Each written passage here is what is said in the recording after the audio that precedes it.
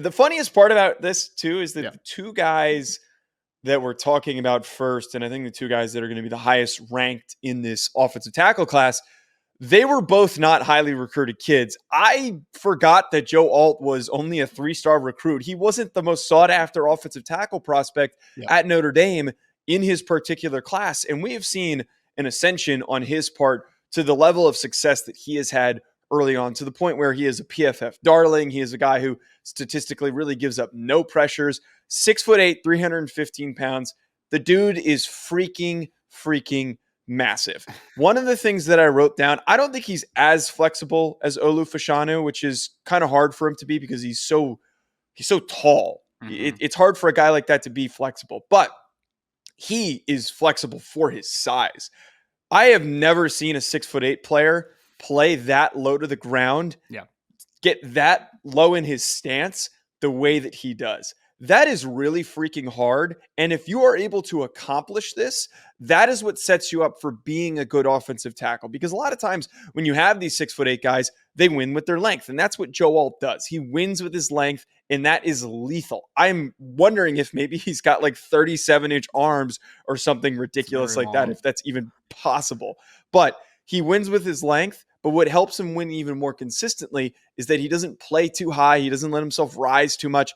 That to me is a very good base for what is going to help him have a long and successful NFL career. It's a really cool backstory, Joe. You hit on one thing I think that's pretty important to hit on first, is that he was a lighter recruited offensive lineman from a star ranking perspective. I mean, Notre Dame and the Iowas of the world and the programs that usually put out great offensive linemen, they were recruiting this kid because they know that the tools were there, obviously. But only one platform, 247 Sports, was the only one that ranked him as a 4-star. Everybody else, Rivals, ESPN, On3, everybody had a 3-star designation on Joe Alt. And why? Because he was a high school tight end. He was 6'7", 250 and 260 pounds coming out of high school. That's as big as he was. You knew that he was going to play offensive tackle in college eventually, but he was a high school tight end. But you knew that he had the genes to put on this weight because his father, John Alt, was a longtime offensive lineman for the Kansas City Chiefs, actually in the Kansas City Chiefs Hall of Fame, 2-time Pro Bowl offensive lineman. And his pretty cool note, his older brother actually plays for the Minnesota Wild. He plays hockey, which is kind of neat. But is he as big as I'll look him up I think his name's Mark Alt, if I have that correct. I'm gonna look it up. Yes, Continue though. Please look it up. So his brother, Mark, he plays for the played hockey at Minnesota and currently playing in the NHL with the Los Angeles Kings. Excuse me, plays for the Kings. Oh, he's only 6'4". That's it. Only 6'4", man. Boo! All right, continue. So it's big for hockey. Yes, it is. So high school tight end, 260 pounds. Gained a crazy amount of weight going into college. He showed up to Notre Dame. He was not an early enrollee. He showed up to Notre Dame at 300 pounds, Joe. 300 pounds. He gained 40 pounds in like a few months, man.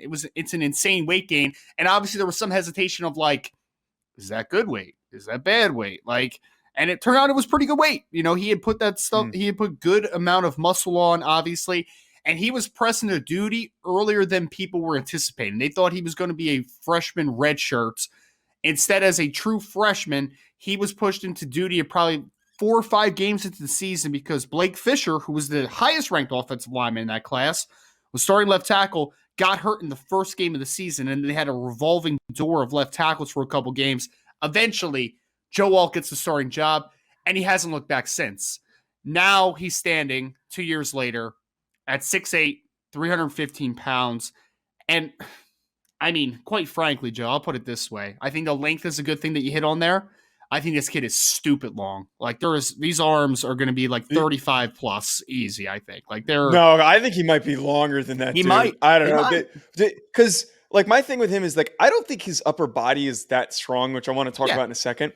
But he straight up just wins because he just puts his arms out, he grabs on, and then it's kind of like watching like a little kid on the playground. Like, one puts their hand on their head and the smaller kid's just swinging his arms around and can't even get anywhere near.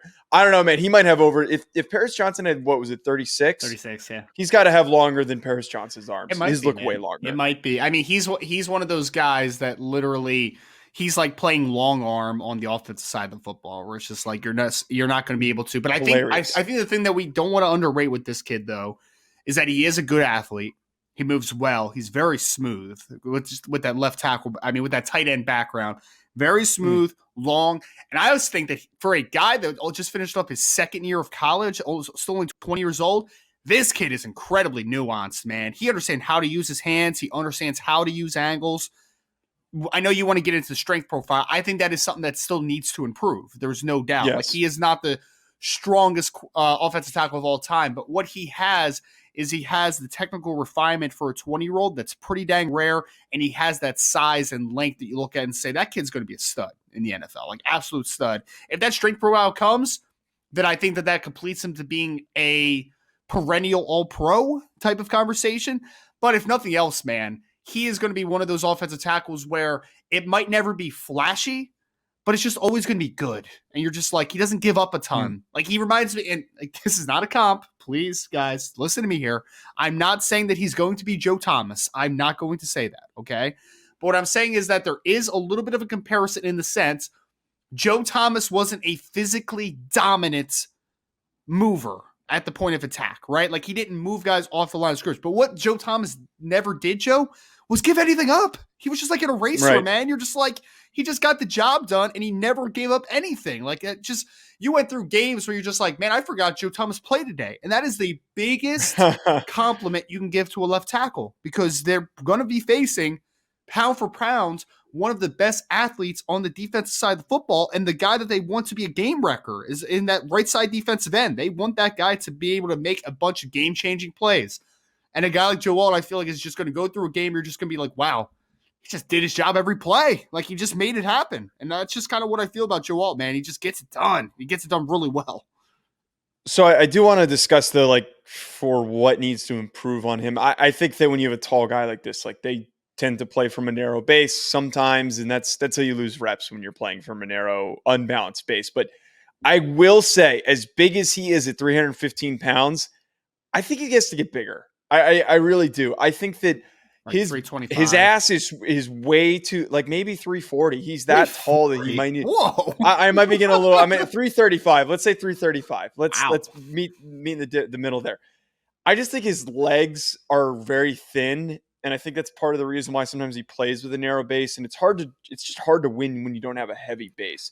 I also think his arms are a little thin for an offensive tackle. I know I'm like kind of nitpicking here, but you do need to fill out your frame a little bit more. And I think some of those strength deficiencies do show up. And it makes sense for everything you just talked about. Like, he consistently wins, but I think he can take the next step and be more dominant if he has a little bit more strength. Oh, he can be better. He can be a more dominant football player than he is. My point, though, is that he has that baseline where you're just like, dang, man, guy's going to be good. Like, now the question is whether you're going to be very good or whether you're going to be an elite offensive tackle at the next level. I think he has a chance to be the latter there, but yes, there is some physical development because, again, he's only 20 years old. He's a kid that just 2.5 years ago, he's only 260 pounds. Like, we still need to remember that, right? Like, he's put on 55 pounds in 2.5 years. Like, it's a lot of weight. It's very hard to add weight. So, like, I'm not knocking him for that. That was like the one main takeaway I had when I immediately sized him up. It's like, his arms don't really reflect that of an offensive tackle. So I was like, okay, let's add a little bit more weight. You want to hear something pretty hilarious, Joe? Because I think the great thing about Joe Alt is I think that physically he is still growing. I really do. Can you Google Joe Alt real quick and look at his picture on the profile, please, real quick, on Notre Dame's? Yes, I will. Yes, because it is hilarious, sir, how much of a baby face this young man has. It is absolutely hilarious. Oh yeah, no, I do remember seeing that, and like his progression is pretty funny. That like he looks like he's 15 years old. Does, man. He really does. The first time I saw him in person, man, because he had a helmet on at first, right? And you're looking at him, you're like, this dude's 6'8", 310 plus pounds. Like, he's a massive dude. And then he takes his helmet off. You're like, that's a kid still, man. Like, he can't even drink beer yet. It's wild. Before we wrap up here, Ryan, my grade for him, I have him graded as a top 10 offensive tackle, or a top 10 prospect, rather. Yeah. I think with all those physical tools for coming into the summer, I think that Fashanu is going to step in and have more of an immediate impact. But I do think that Alt is just so freakish with how big he is that he's deserving of being described as a top 10 pick. So we see them a little bit differently in the sense that I actually think Joe Alt's the one that will come in and make a seamless transition because there's just the technical aspects I think are just much more refined versus an old Fashanu. I can get with you that I think that Fashanu might have a slightly higher upside. I get there with that. I have them graded relatively around the same. I think that right now in a bucket, they are 6 to 18 overall picks. But I think both of them have the upside where you say eventually they're going to be fighting for that number one offensive tackle slot and potential top 5 selection. Well, folks, that's going to be it from us. Thank you for tuning in on today's episode. Our next pairing is going to be JC Latham from Alabama and Amarius Mims from Georgia. Enjoy the rest of your week, folks. We'll talk to you soon. I just want to tell you folks about an exciting new partnership that we have with this channel with Underdog Fantasy. Ever since I joined, I've been having so much fun. There are so many different exciting games that make watching games during the offseason more exciting. I'm not the biggest basketball fan, but it has made it way more entertaining since I found Underdog Fantasy. And my favorite game to play so far, which I think you should try out, is Pick'em. It is so easy to play. Just pick higher or lower on your favorite player's stats, and you can win up to 20 times your money in a single night. Underdog keeps it simple. With their easy-to-use website and mobile apps, pick between 2 and 5 players to fill out your pick'em slip, get every pick right, and take home some cold, hard cash.